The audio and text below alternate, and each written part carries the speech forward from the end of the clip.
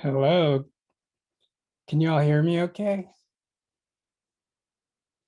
All right, perfect. Good evening, everybody. My name is Eva Rodriguez. I'm the Exhibition Program Production Manager at the Arbery Center for the Arts, and I want to welcome you to tonight's program, Art and Abolition in Los Angeles, with our wonderful presenters, Mims and Cecilia Sweet Cole. This event is part of a larger series called Active Voice, Art at the intersection of community. I'm blanking on the complete title right now, but yeah, I want to welcome you to the program. And since we're going to be dealing with talking about art and abolition today, I want to take a moment to acknowledge the legacy of the systems of oppression and that led to us losing touch with the places that we call home now. They used to have different names. They used to have different identities. Different people used to live here. So with that in mind, I want to acknowledge the fact that the Arbery Center for the Arts and me, where I'm broadcasting from, I find myself on Tongva land, and so we acknowledge our presence on the traditional, ancestral, and unceded territory of the Tongva people. And we acknowledge them as the traditional caretakers, as well as the current and future inhabitants of the land we occupy. We offer our deepest respect to Tongva elders, both past and present. So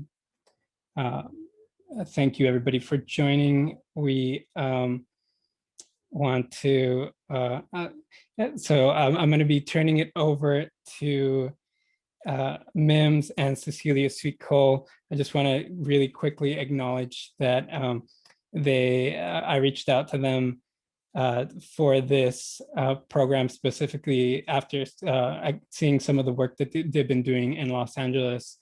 It's both their artistic practice, their activity in the community, and their leadership with some of the amazing abolition initiatives that have been making some meaningful changes here in the city. So thank you for being here this evening. Thank you for leading this amazing workshop that we're going to have tonight. So I'll turn it over to you two. Thanks so much. I'm just going to screen share real quick. Do you want me to screen share now, Cecilia? Yeah, go for it.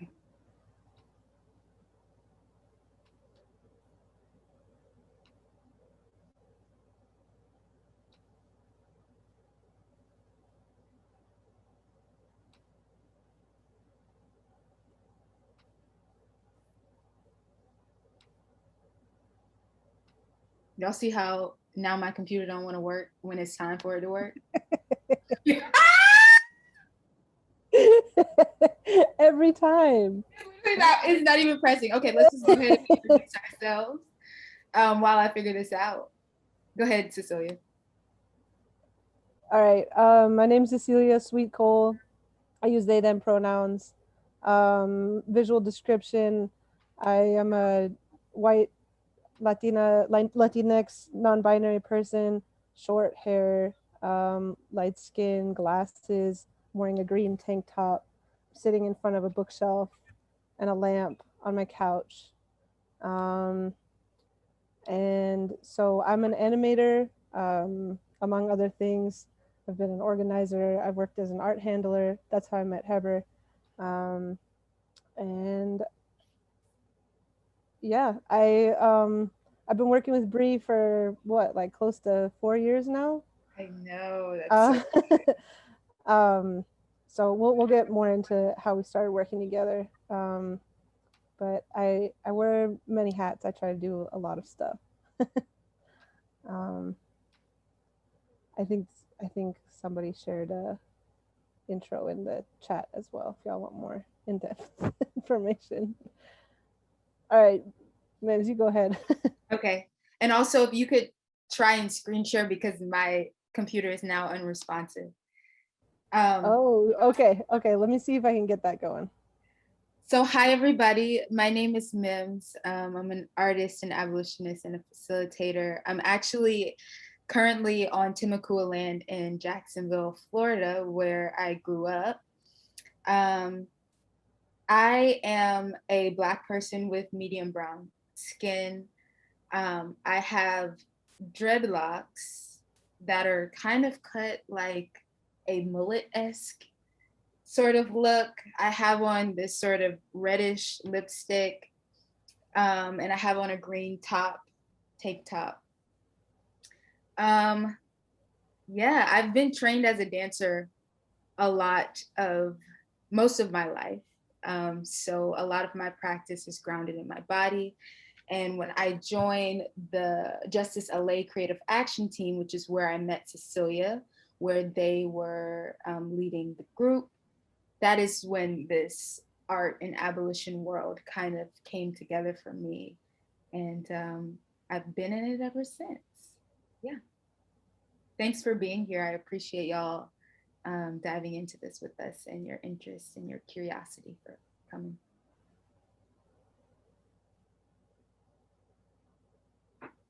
Yeah, thanks, y'all. Can you hear me okay? Can you see the screen okay? Looks good. Okay, good. I'm glad we had this backup. Oh. All right, so Bree, if you want to get us started. Yeah. So let's take a minute. We're just gonna ground ourselves collectively. If folks wanna have their cameras off or on for this, it's totally up to you, but I just want us to take a moment and make sure our feet are really touching the ground and place one hand over our belly, one hand over our heart, and close our eyes. And I just wanted us to take a moment and really think about a time where we laughed really, really hard, that type of laughter where your belly really hurts. And it's really beautiful and intimate when you find this with people and you kind of can't stop laughing. And I just want us to take a minute and think about that and remember that and feel the sensations that come up in our body, feel the air on our skin, feel our clothing on our skin, but really tap into those sensations of joy and pleasure that come up in that state of laughter and the people you were with the last time you experienced that. And I want those sensations of joy and pleasure to carry us through this workshop, and after this workshop, how we move through the world, and how we do this work of abolition to really be led from this place. And I want us to collectively take 4 breaths together. So let's breathe in and breathe out. Breathe in and breathe out. And breathe in and breathe out. And breathe in and breathe out. Just sit here for a moment and feel the sensations in your body, the smells in the room, the feelings on your skin, what's coming up for you right now.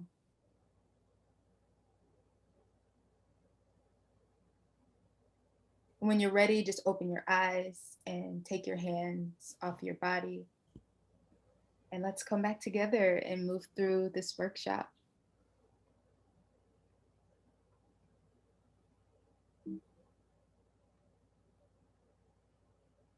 All right, thank you, Bree. I'm like trying not to laugh, remembering. If y'all need to laugh, because when I did this the first time, I was laughing by myself in my room. Oh, all right. I'm gonna take y'all through the guidelines real quick. Feel free to turn your camera off whenever you like, of course, and feel free to move around. I will probably be moving around. I like to change positions, migrate. So hopefully that's not ungrounding for y'all. Just turn your camera and sound off when you're moving around, and drop your questions in the chat. We'll try to answer however many questions we possibly can at the end. Nothing wrong with eating on the Zoom call, just so you know, drinking water, any of that. So I'm gonna just do a quick temperature check. If y'all want to just say something really quick about where you're at in your process with abolition, like never heard of it before. I'm just here because I like the Armory. I'm interested because, but I don't know where to start. I've been reading a lot, but I want to get involved. I've been involved and I'm trying to deepen that. Whatever it is for y'all. If anyone wants to share, please do. Feel free to unmute and talk, or you can drop it in the chat.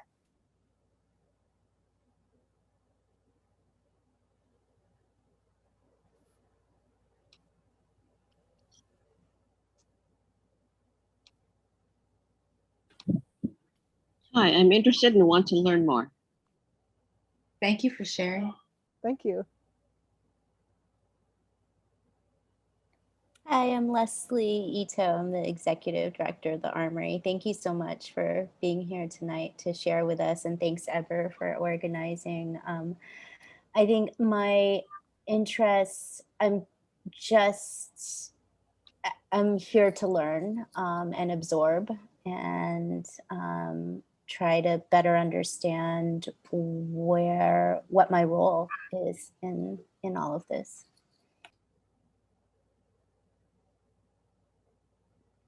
Cool. Thank you for sharing. Ditto.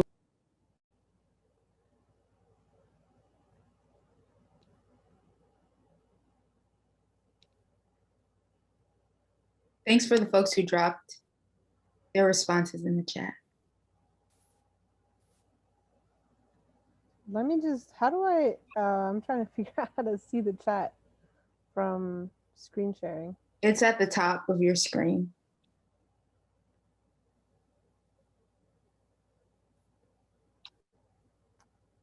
Oh, I see. All right. I see. All right. Thank you. Thank you. Appreciate it. Thank y'all for sharing. Good luck, Esther, with the heat wave coming up. I hope y'all are safe. All right. Should we move forward? Anyone else want to share? I think we're good to move on. Okay, cool. So just real quick, also feel free to drop it in the chat. Feel free to come on audio or video, whatever you want to do. Just really wanted to check in on what folks think about these questions. What does safety mean to you? What makes you feel safe? What do you need to feel safe, or what would you need to feel safe? I think I can share first if that helps for folks. I'm in my house right now. I feel very safe here. I feel safe with my friends and my partner and my community. And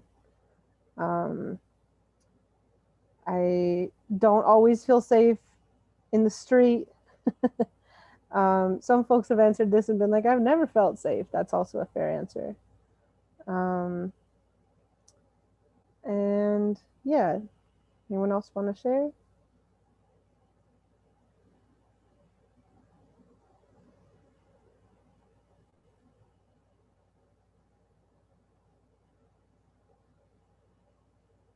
Bree, do you have any thoughts?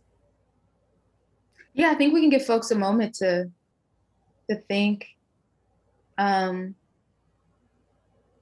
I want to wait to hear what other folks think. All right. I guess I can share that. I guess safety has taken a whole new meaning for me because I had a baby who's going to turn 1 next week. Oh, and wow. it's just like, I feel like I used to be this singular pod, and now like this extension of me that I like things that I would accept for myself that I would be lenient on. I feel like there's a new level of safety. There's a new threshold for the level of safety that I have now, knowing that we're a familial unit, and then like that extends to my daughter. So it's a learning and a growth process. So that's safety is just being redefined for me right now. I I love love that. that. Yeah. I love now thinking about things that have shifted our perceptions of safety. Like, what are those sort of monumental things that have happened in our lives? That's also something to think about. And I was telling Cecilia when we were planning this out, I feel like there's so many different definitions of what safety is, and then also the conflation between safety and security, like understanding that there's a difference between these two things. And I think a lot of times they get meshed together. But I love now, thank you for bringing that up, thinking about what are those moments in our life that have shifted or defined our idea of what safety is.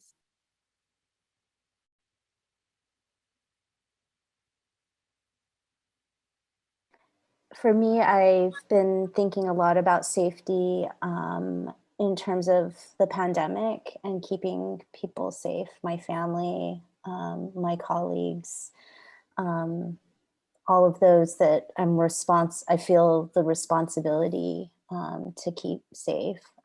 Also thinking about like physical safety versus mental and spiritual safety. And as a not really practicing Buddhist, I feel like the interconnectedness, like my safety is connected to the safety of others. Yeah. That's also a nice point. I wonder when folks are first introduced to the question, when we think about what does safety mean, does it only include ourselves? Like, and I love that you mentioned that you are thinking about this from a very interconnected place, because that's what abolition is about. It's like we have to create these conditions to keep us safe, which includes a lot of different types of people and a lot of different types of needs.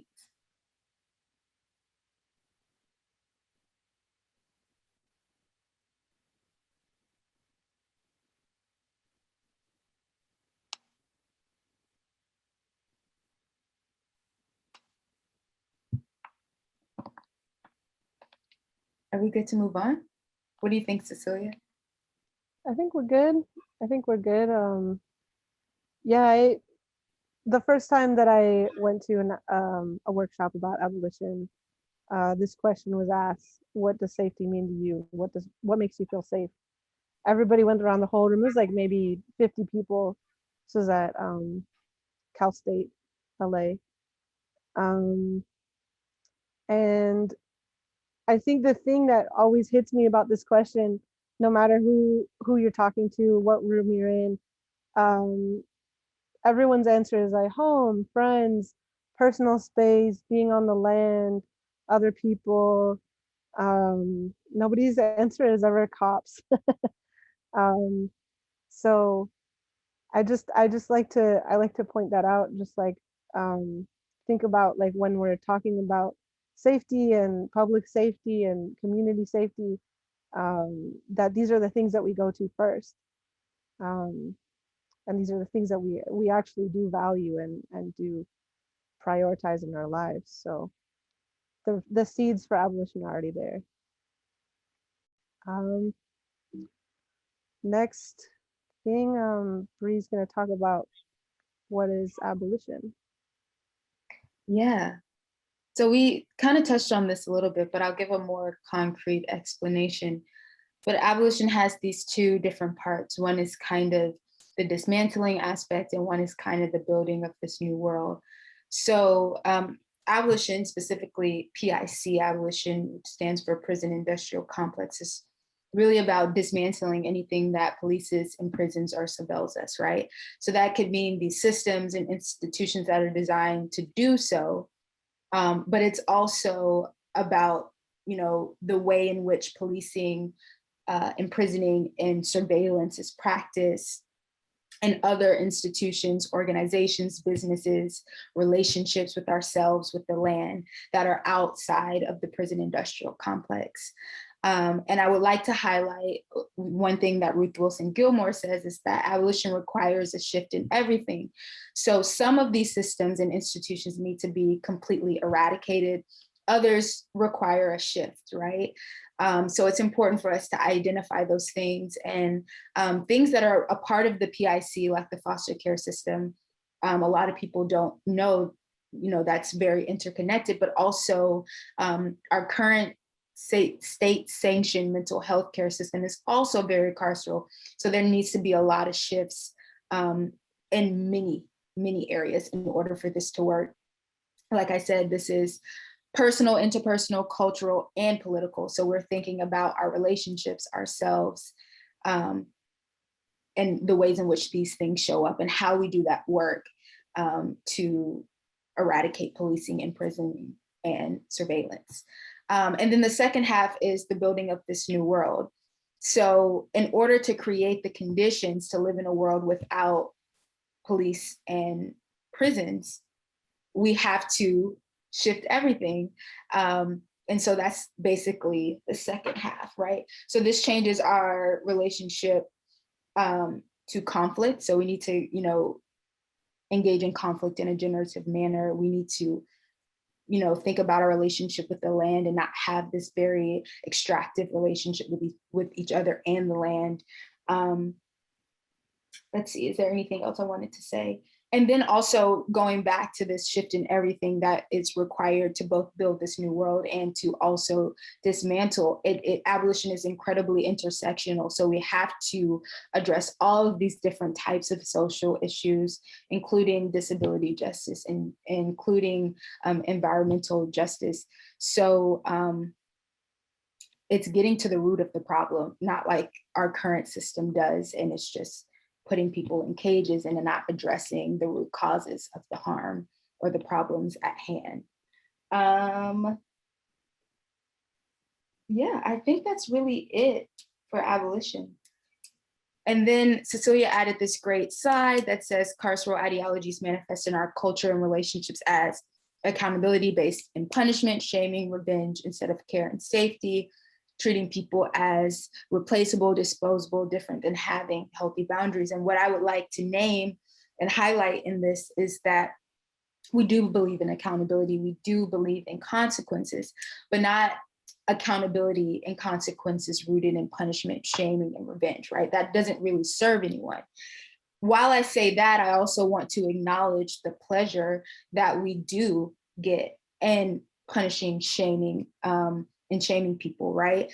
So it's not about, I mean, because to some extent, I think it is natural. I don't know if it's because we're so deeply socialized, but I too, right, feel the urge to want to gain revenge on someone who has harmed me or someone that I love. Like that is a feeling that initially comes up, right? So it's not about ignoring that. It's more so about not acting on it. And so it's important for us just to name that. And so it also says here, policing, prisons, and the state disproportionately punish, disappear, and harm marginalized people of all groups. Abolition is directly tied to liberation for queer and trans people, disabled people, indigenous people, undocumented immigrants, working people, Black and brown people, colonized peoples around the world, and to repairing our relationship with the land. Yeah, and I think that's all I wanted to say about abolition. Is there anything I left out of that, Cecilia? No, I mean, we could be here talking all day about what abolition is or isn't, but that's the quick rundown. Yeah, quick rundown. Okay, so let's get into our reflection question. So what we can do is, I would suggest taking a picture of this slide because I just want folks right now to pick one question. And so our questions we have here are, how were you disciplined as a child? How has that shaped the ways you practice accountability? How do you practice accountability in your personal relationships? How are those values reflected or not reflected in our quote unquote criminal justice system or our criminal punishment system? And then our last question is, what is your relationship to conflict? Do you feel you can navigate conflict in a generative manner? So for that question, really think about when those times come up, what is your sort of instinctual reaction? And what are things that you choose just not to engage in? So pick one of those questions. I think these are questions that, aren't a concrete answer right now. These are questions that I'm always sitting with. And let's just take a moment to think about one of them. And then if folks want to share anything that comes up for them, we can take a second to do that. So I'll give folks a few minutes to do that.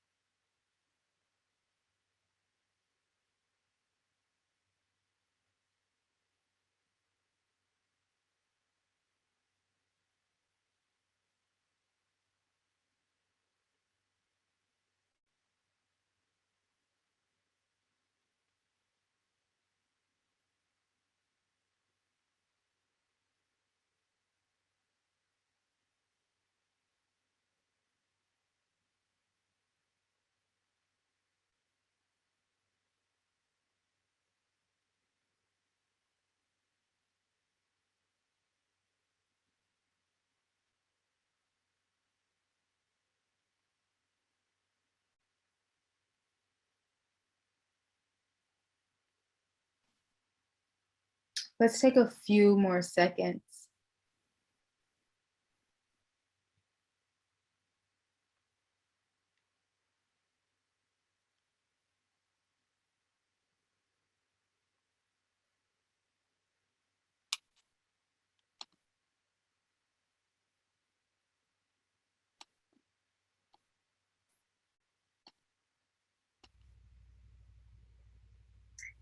Anybody ready to share out or have anything that come up for them that they really want to share?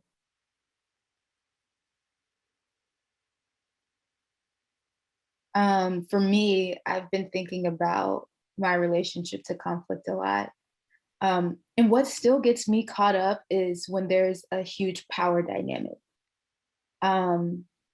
It feels really hard to bring the issue to the table to start the conversation.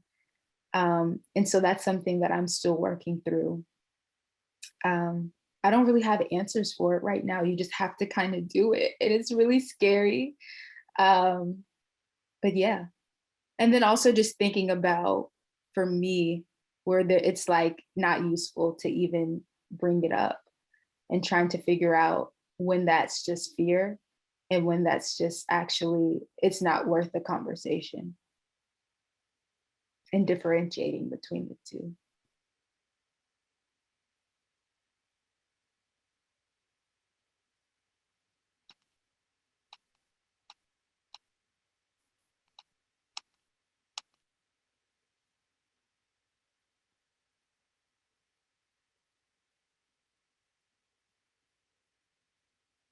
Anyone else?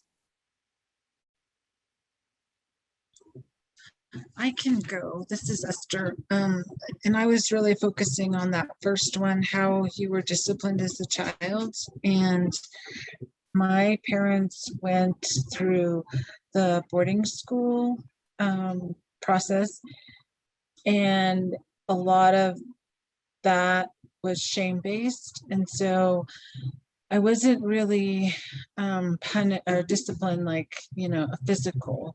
It was and it was kind of a nonverbal shame-based discipline, in that we the expectation was that we had to succeed, like work extra hard, because it was more of like a survival based, right? Like that my parents knew that we could do this, so we had this like weight that we had to do it.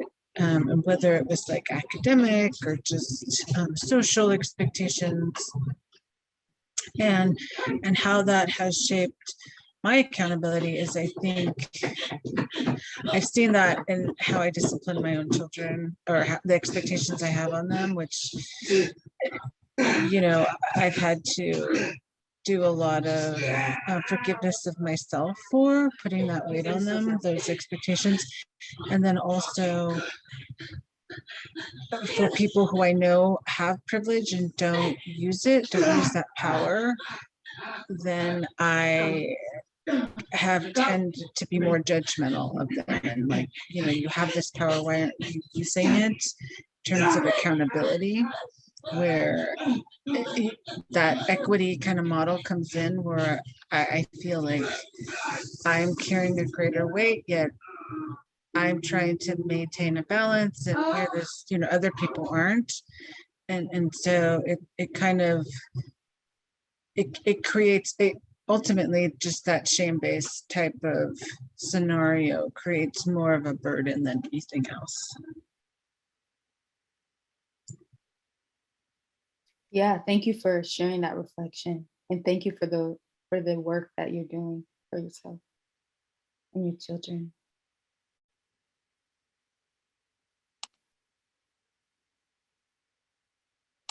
Anybody else want to share out anything?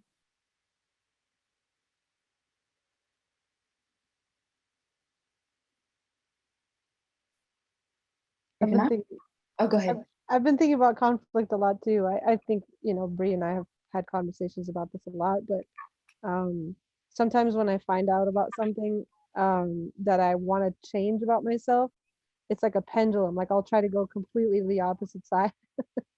It doesn't always work. So I've always been a very conflict avoidant person, and trying to go all the way into like engaging every single time that there's conflict is also not helpful. So I'm learning how to like measure and figure out when it's worth it, when it's not, and um, basically navigating like conflict and boundaries. So I'm just always learning this stuff, Yeah. always learning.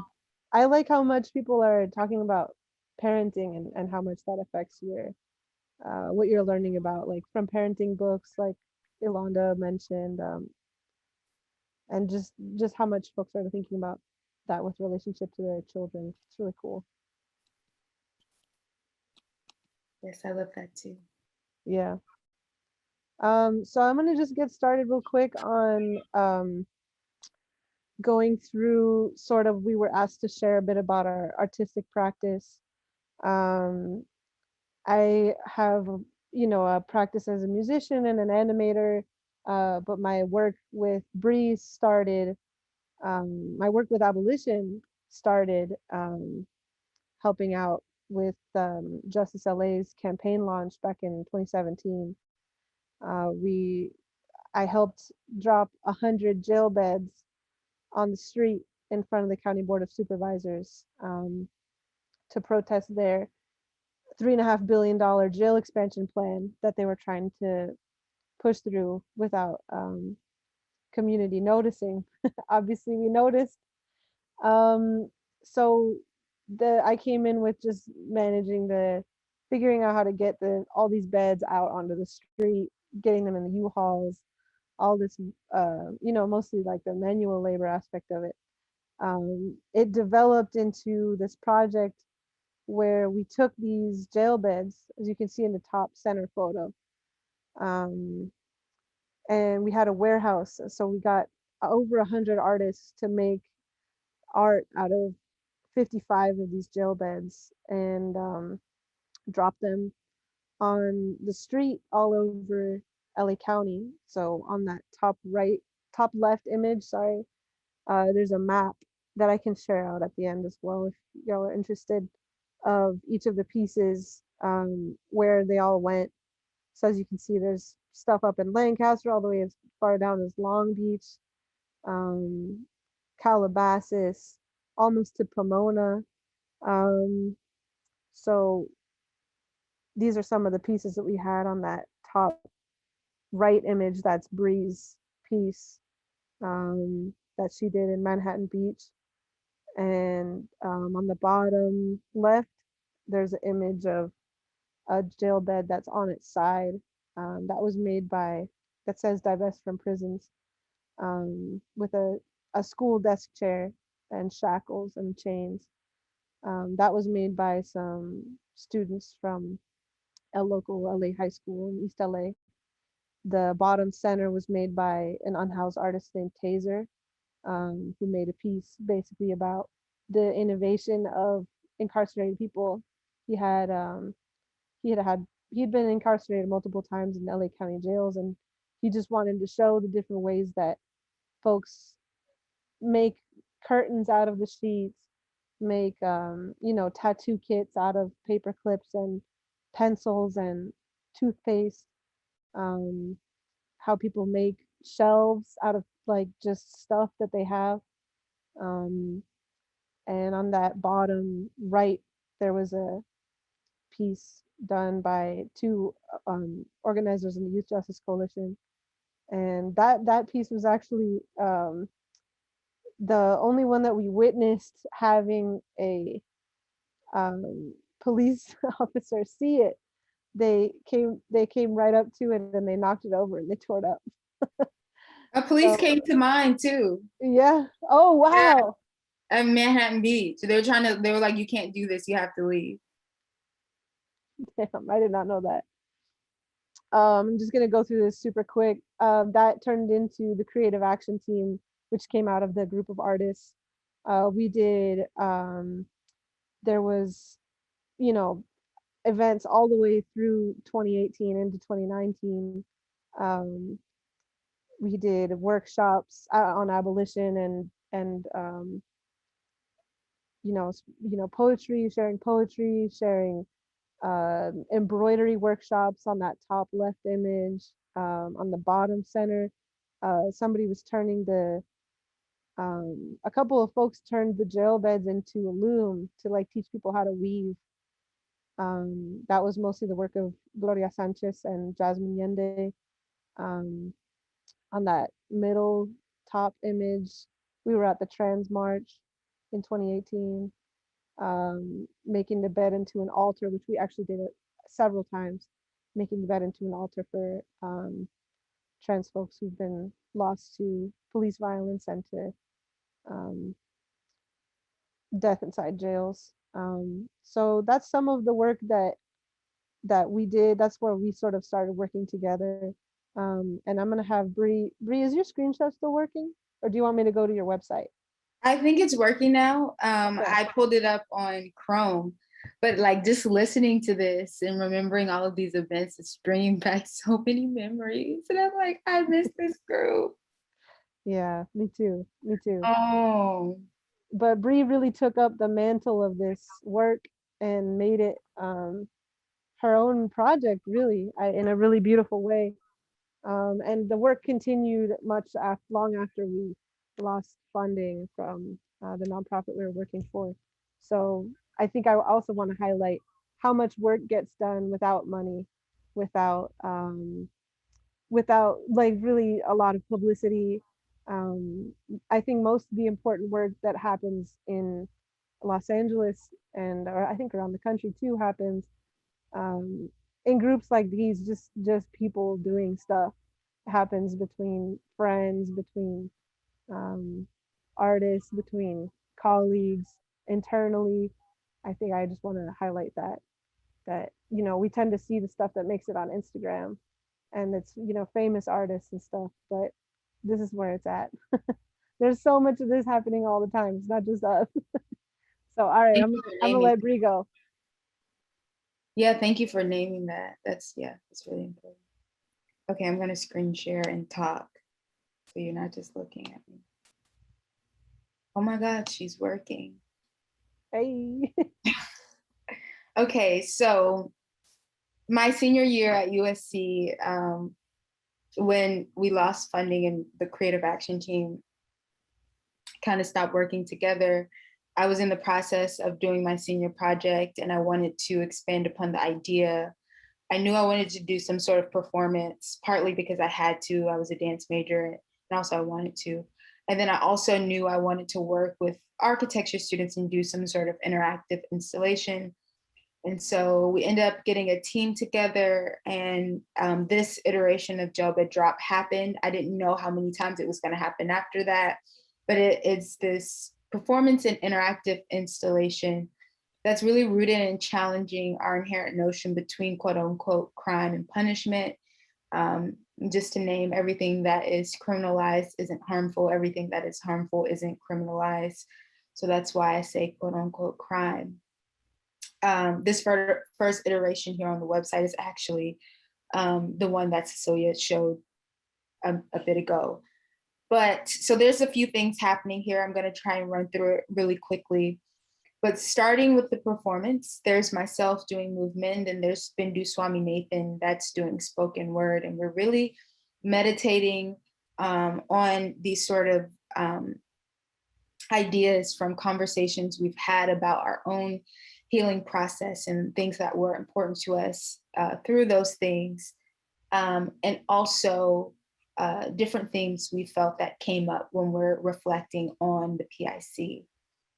So we're thinking about things like accountability, human touch, dignity, agency, lots of different things, right? And so also during the performance element, there's the ceremony that happens where we've collected items from system impacted folks, including my own items from my folks that are incarcerated and some from my family as well. And we bring these items into the room, which I'll tell you more about, and it becomes this altar space. So we have the room, which is the same size of a California prison cell where the jail bed is inside. And then we put these personal items, and it's really playing with this juxtaposition of what a room should be, this place of rest, dreams, comfort, safety, and what happens when that's a jail cell. And it's playing with this juxtaposition because of these really significant items, sacred items, personal items, and this sort of really confined space in this jail bed, which is really heavy, really, really heavy. And it's the actual weight and material of the jail beds. And These things were like 150 pounds each, and there was a lot of them. Yes. And I had folks tell me they used to bench press with them when they were inside.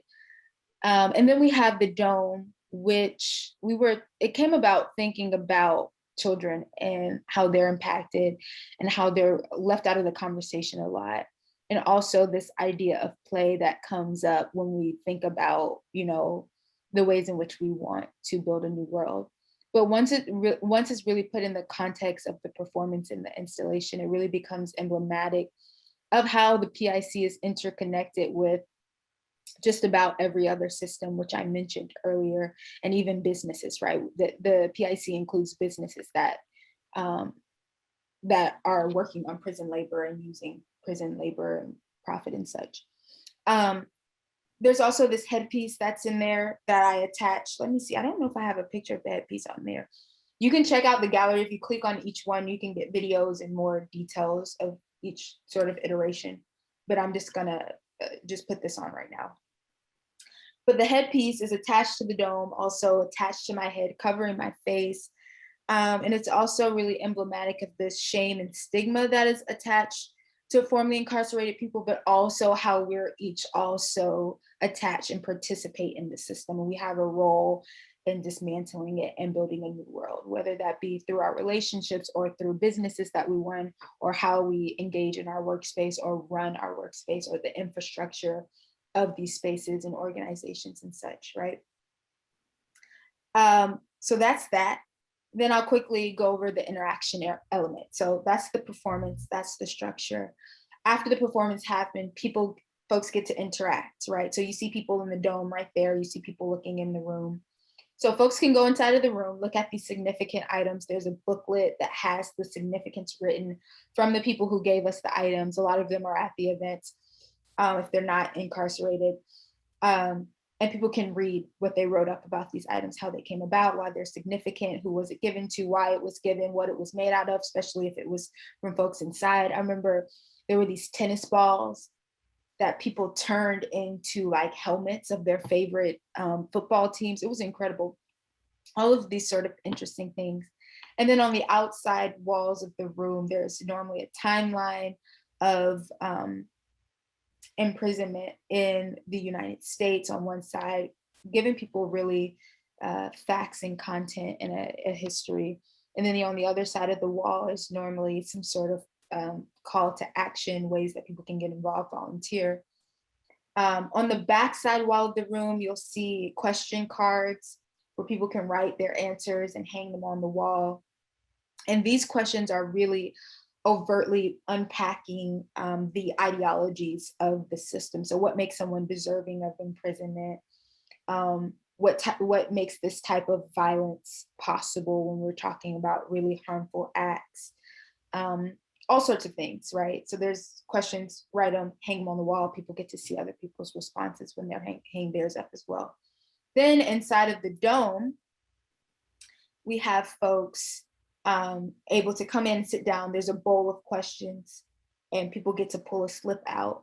And it says things like, is human touch important to you? If so, why? What makes you feel safe is one of those questions. We hit on personal accountability, dignity, community, and safety. And these are all really interpersonal questions. So unlike the questions on the wall that are more like system ideology sort of base, these are, what am I practicing in real time and how can I reflect those values on our system?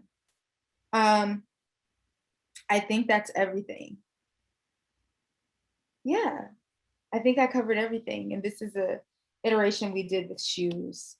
So people got to lay shoes down for themselves or loved ones, and all this. The story behind each shoe was really beautiful. I actually don't think I've uploaded that to the website yet, but you can check it out. There's also a virtual gallery that we did. It was supposed to be, this was the first time we did a whole gallery. So we had one room with the dome and we had artists from Lancaster State Prison have work up on the walls, and then you move into the other part of the gallery. And it's more so this dream space where we have the bed and we have this sort of altar space. We have flowers hanging from the wall, more portraits of pictures and paintings that give a different sort of vibe. And then the third room moves into a space of rest that we had for folks. It was right at the beginning of COVID, so it ended up getting moved to a virtual gallery. So you can click through. It's not the same. I wish people got to experience it in real life because it was so many things to touch and smell. And but there's a virtual one. You can check it out on the site. And I think that's it for me. Yeah, I want to make sure we have some time for a Q&A because I know. Oh no, it's already. Okay, I talked too long. It's all good. It's all good. Up. You should have said, shut up. Okay, I'm done. I'm not going to talk anymore. Yeah, so I know maybe you wanted to ask us some questions, and then if folks want to ask some questions in the chat, please feel free. We'll try to get to as many as we can, and I'm happy to go. I'm happy to go over a little bit too. Yeah, that's with fine. all respect for everyone else's time. So also, I should go through really, really fast. I'm gonna go through this last just couple of slides with some resources and our contact info. So y'all can just take a second and y'all can take a second and take a screenshot, particularly of this. This is a very short list of resources that we put together. And this is just what we could think of off the top of our head. There is so much more stuff all the time. But there's some books, some articles, some podcasts, websites, blogs, ideas of places to start. and like places to reflect. And then this is our contact info. I'm not going to speak for Bree, but I'm open to emails, questions, all that kind of stuff. And if we can figure out some kind of way to get this resource list out to folks who attended, I would love to make that happen. Yeah, and we can also post it when we post this video on the Armory website. We can extract the information from that and put the information along there in the description. Perfect. Okay. All right. I'm going to stop now so y'all can ask questions. Ask us anything you want. Goofy. So my favorite color, I'm just kidding.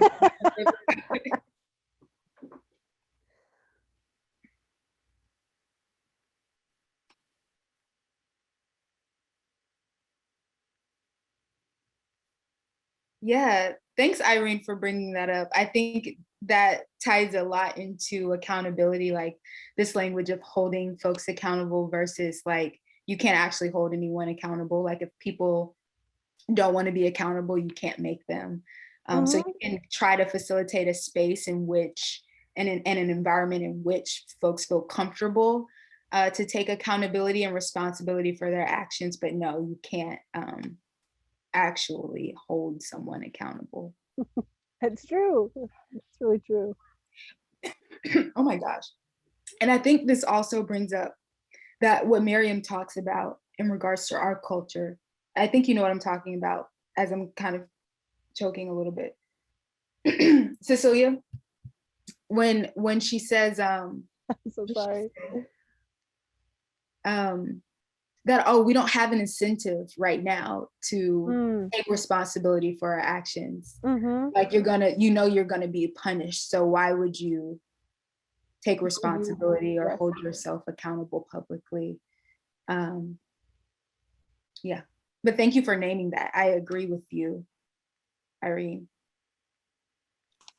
One question that I have that I wanted to touch on is because of the events of the past year, and there's like too many to name, like from child incarceration to murders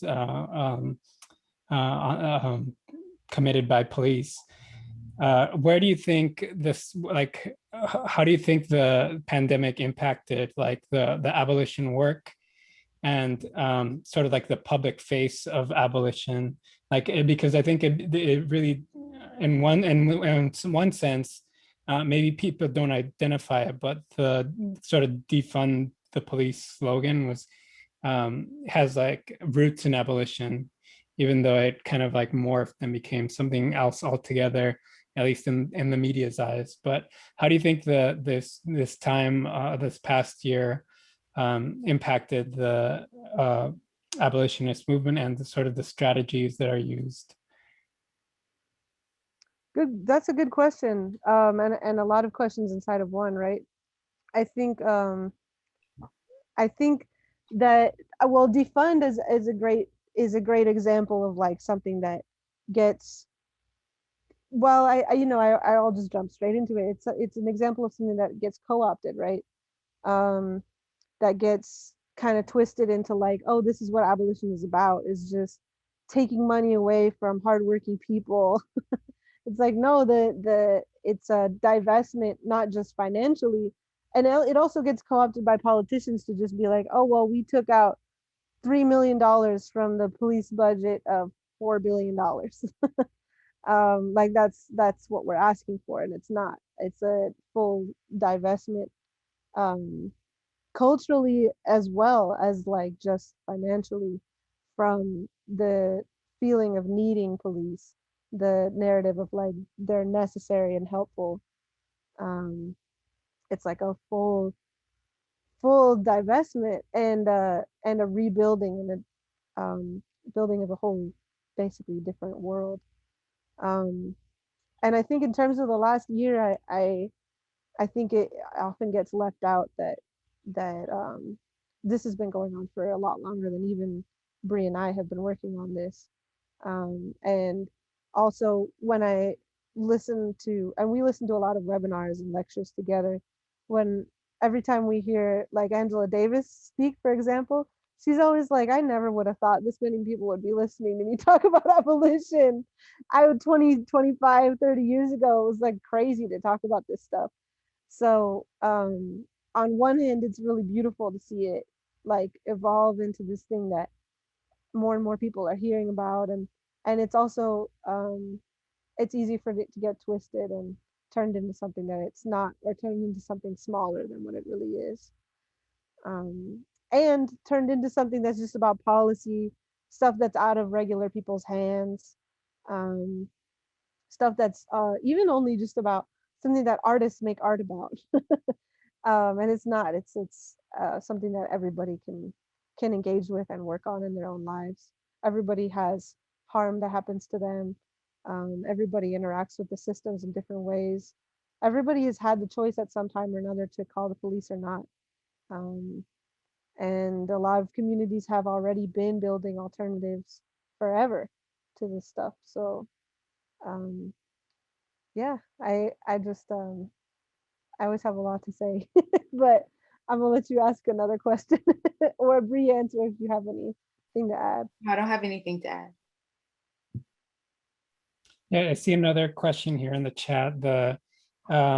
So how are artists involved in building new structures and relationships to replace punitive structures? Are you involved in mutual aid efforts or other ways to knit abolitionist, non-hierarchical communities together? Yes, yes, all the time. And I feel like I'm really just like a teeny tiny piece of a very large puzzle. Um, and that's also a nice thing about getting involved in these spaces, is realizing how many other people are doing this all the time, and how you can really step back if you need to for a little bit. I'd step back in, and I really didn't think I was going to be able to come back to this work after losing my job with it. But having Bree invited me to work on a project that we've been doing for like 6 months now. Um, Basically, I don't know if we want to talk about it here, but it basically making ways for people to practice being in these building worlds together and thinking about alternatives to these things. And as a queer trans person, um, and a person of color, there's mutual aid happening all the time, all the time. We're just throwing the same $20 around in the community. Like everyone's just, okay, here's the $20 for your surgery. Oh, here's the $20 for your rent. It's always happening. And whether it's called mutual aid or not, we're just always trying to support each other. So yes. I also garden a lot. I've been getting into seed saving as like a cultural preservation practice, um, and a way to sort of connect with folks, growing culturally significant foods that people can't necessarily all grow because not everybody has outdoor space. That I think is part of abolition as well. It's just functioning outside of these seed companies and agriculture and this sort of stuff. So yes, all the time. Sorry, Brie, I'm gonna let you talk too. Yeah, I think I just want to name a few things. One is just expanding on the idea that there's all of these different aspects to the abolition work, whether it be the mutual aid, the sort of farming and gardening sort of work, all of these different things to create this new world, or making sure people have all of the resources that they need. But I think it's also important for us to name that as an individual person, like we can't engage in all of them. We can't hold all of those spaces. And so we can dip into many different things. But I think a lot of times people are expecting someone, when they say they're an abolitionist, to hold all the work. And it's just like, I don't think that's possible to be engage in every part of abolition. Like I have to know where I'm supposed to be. So answer is also yes to your question. And then the part around how are artists involved in building new structures and relationships to replace punitive structures. I always like to talk about imagining new possibilities and creating space to do so. And this experimentation that has to happen, that's a part of the abolition work. whether it be to responses to harm or being in new relationship structures or communal structures. But I also just want to name that we don't want to replace, we don't want something in replace of a prison, right? So when I talk about abolition requiring a shift in everything, all of these different things have to shift to create safety in order to create the conditions to live without police in prison. So yes, we are in these sort of experiments, which I think are great for new ways to respond to harm, but we aren't looking for a solution for like a replacement for a prison. So I just would like to name that.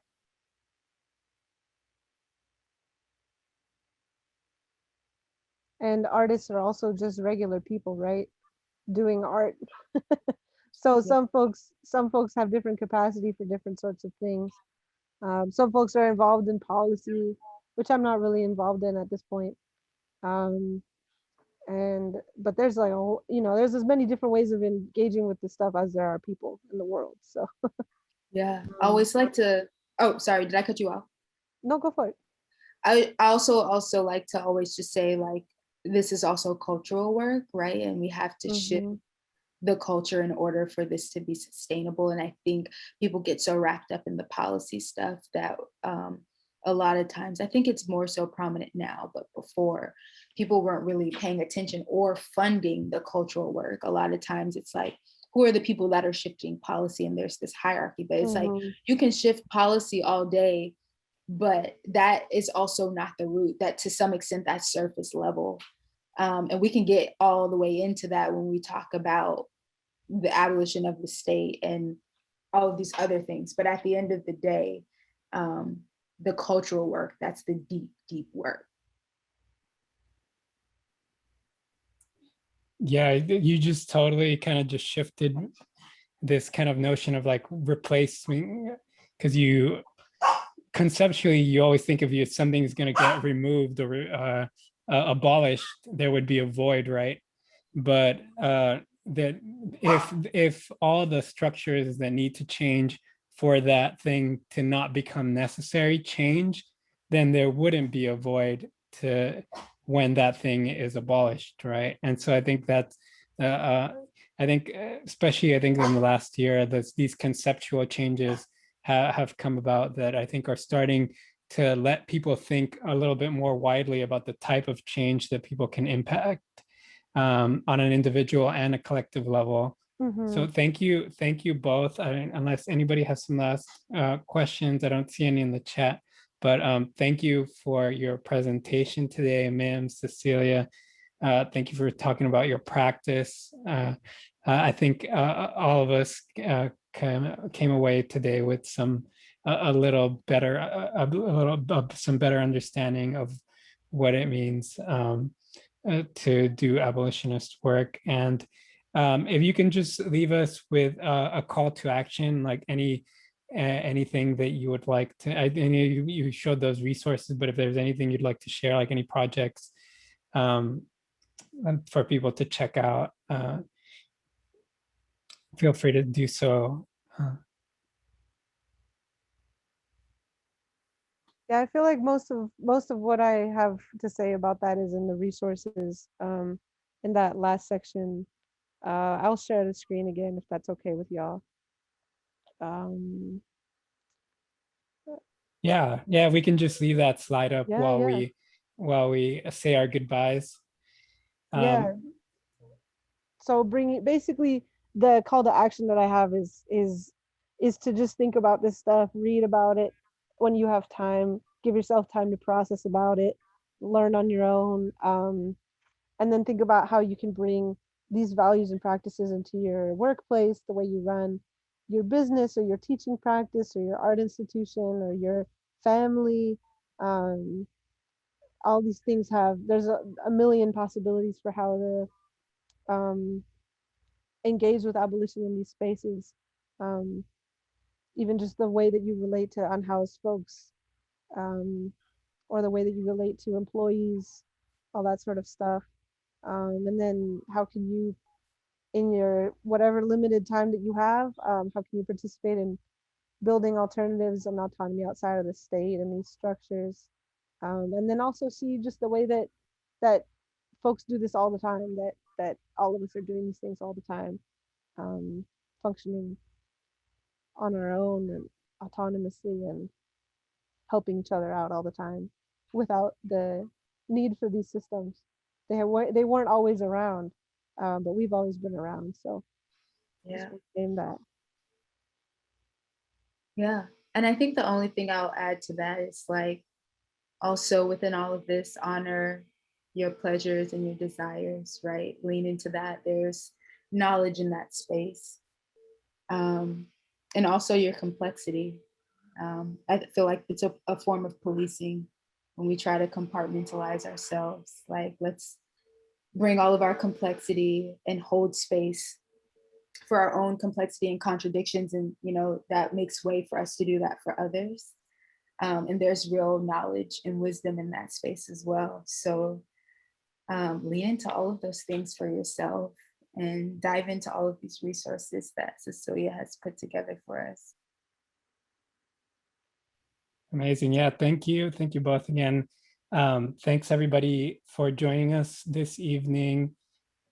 We hope to see you at the Armory now that we have our registration to see the Allison Sarr exhibition of Aether and Earth are open. Those registrations are open, and we open to the public starting July 16th. So feel free to go to the Armory website.